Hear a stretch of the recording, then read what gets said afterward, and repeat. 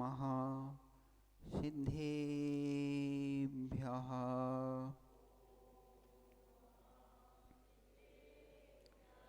गुरुः पान्तु नो नित्यं ज्ञानदर्शननायकः चारित्राणां गम्भीरा मोक्षमार्गोपदेशकः।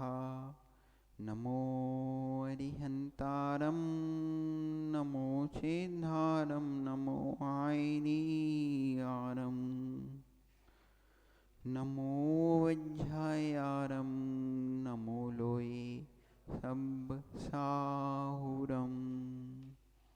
अनंत अनंत सिद्ध परमेती भगवान की, 1000 श्री आदिनाथ भगवान की, 1000 श्री चंद्र प्रभु भगवान की, वर्तमान शासक नयन महावीर स्वामी भगवान की, आचार्य गुरुवर विशुद्ध सादय जी महाराज की, पूज्य मुनिवर आदित्य सादय जी महाराज की,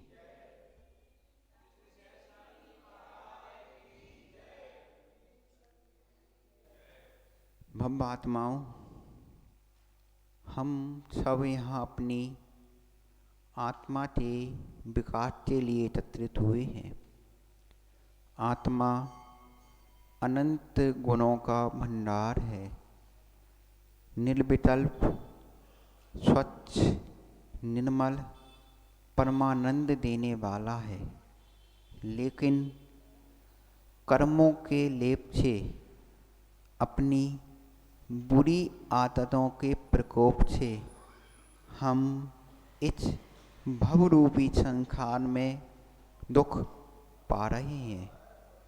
हमारा दुख हम ही को परेशान करता है, जैसे दलदल के समान।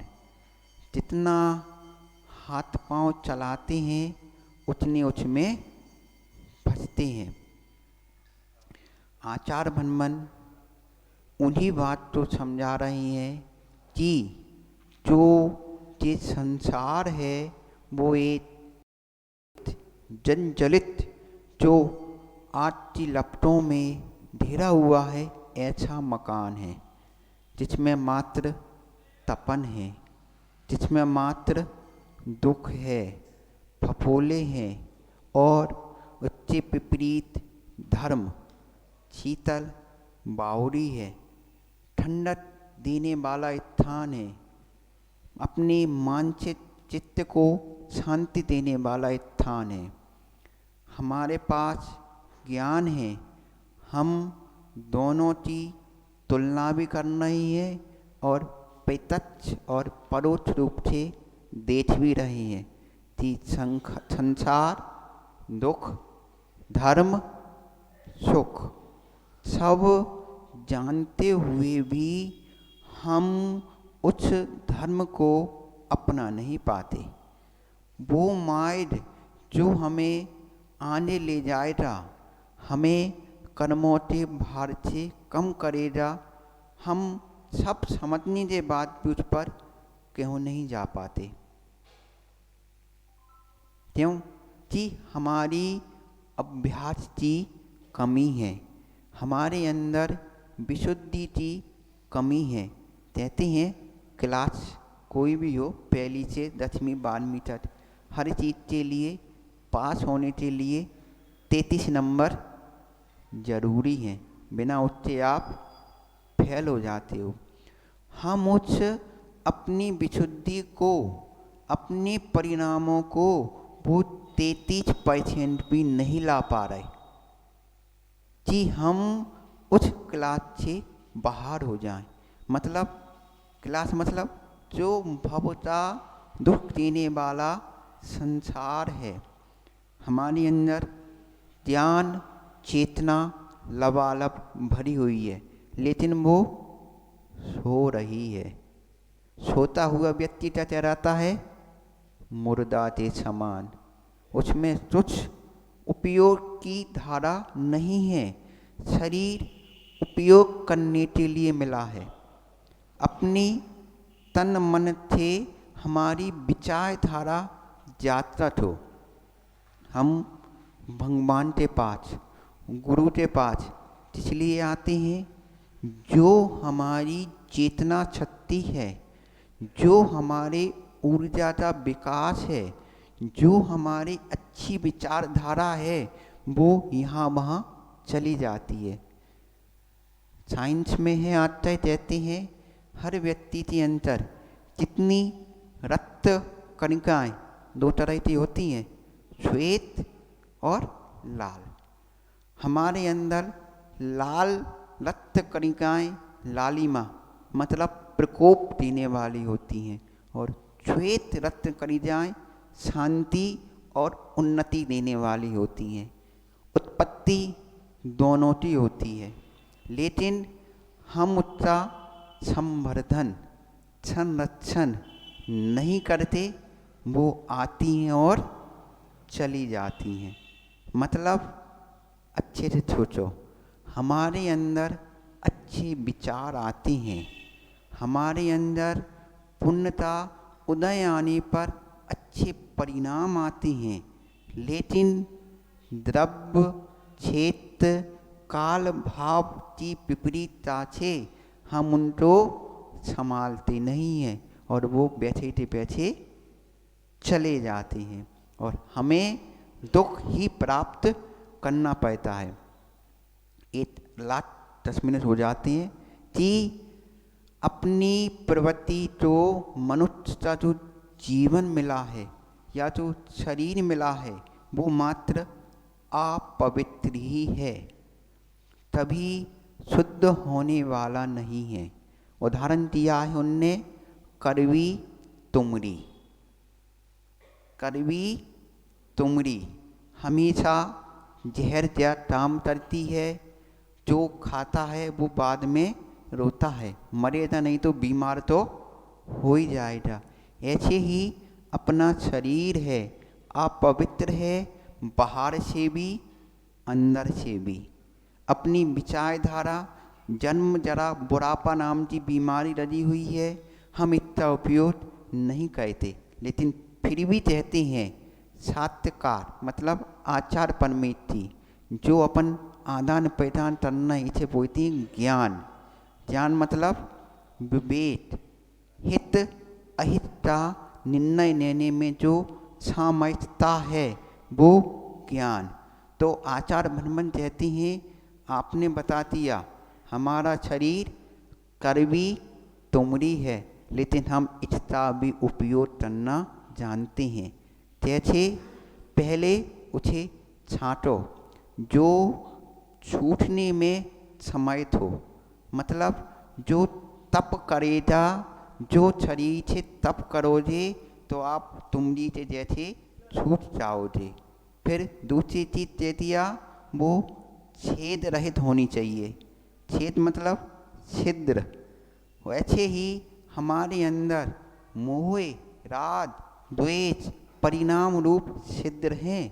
हम अच्छा समझने के बाद भी जब मोह का उदय आता है आदमी पागल हो जाता है। जितनी भी जो फिल्म कहानी बनती हैं सब मोह राग द्वेष के निमित्त ही बनती हैं। एक छोटा सा बालक अपने पिता माता तो मरते देखा, उसके प्रति द्वेष आ गया, वो एक कहानी के रूप में स्टोरी बन गई। हर चीज़ में कोई चीज़ पर मोहित हो गया। जितनी भी जो लव मैरिज की कहानी बनती हैं वो मोह का उदय है। आदमी एक दूसरे के कारण जिसने पाला पोछा बड़ा किया, सब खानदान नाम सब सुनने दैया, सब परिचित हैं मोह राग द्वेष से। तो ये छिद्र हैं, अपने आंतरिक विकार हैं, हम उसको जानते हैं। तो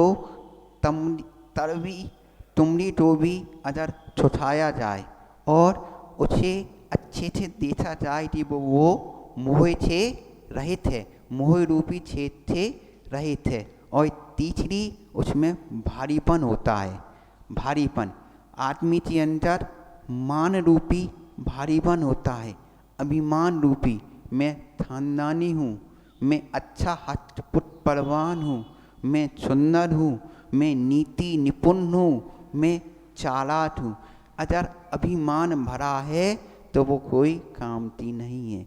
अगर तरबी तुमनी में भी भार बना है अभिमान का कि मैं एक इंद्रिय जीव बन रही, तो भी कामती नहीं है। अगर ऐसे हमने शरीर को छुटा लिया, मोह राग द्वेष को हटा लिया और अपने अभिमान को कम कर लिया, तो वो तरबी तुमनी के समान वो हमें नदी पार कराने में काम आती है। कौन सी? जिसमें छेद नहीं हो, जो धूप में सूखी हुई हो और जो अपना भारीपन ना लिए हो। हम अपने आप को समझ सकते हैं मात्र ज्ञान की विशुद्धि से, अपने परिणामों की विशुद्धि से। शरीर नष्ट हो रहा है और होएगा, आप इसको कुछ नहीं कर सकते, मात्र ज्ञान के द्वारा समझ सकते हैं, उसका उपयोग कर सकते हैं। इस उपयोग में सबसे बड़ी चीज़ होती है संस्कार, अभ्यास, जो पुनरावृत्ति से बार बार किया जाता है। इससे हमारे चित्त की, चित्त मतलब मन के अंदर की दिमाग की कोशिशाएँ ज्वलित विचार तो प्राप्त रहती हैं और जो अच्छे परिणाम हैं वो हमारे अंदर स्थिर होते हैं।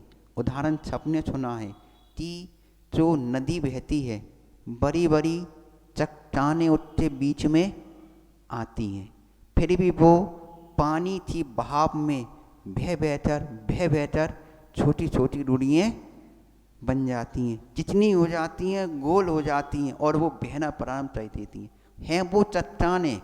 ऐसे ही आप हम संसार में चट्टान के चेहरे हैं और जो पानी का बहाव धर्म रूपी नील जो अमृत के समान बह रहा है, उसके साथ बहना शुरू कर दो। कहते हैं प्रवचन अच्छी बातें यहाँ सुनते हैं, मीठी लगती हैं, बाहर जाते हैं सब भूल जाते हैं। हम उनमें बहते नहीं हैं, उनके साथ बहो, जो उनके अभ्यास में आया है उसका अभ्यास करो, उनका बार बार चिंतन करो। इसीलिए कहते हैं आचार मनमन सूत्र रूप बोलते हैं। सूत्र मतलब कम शब्द लेकिन अर्थ गहरा। उनका अभ्यास करते हम उन चट्टान के समान बहते रहेंगे।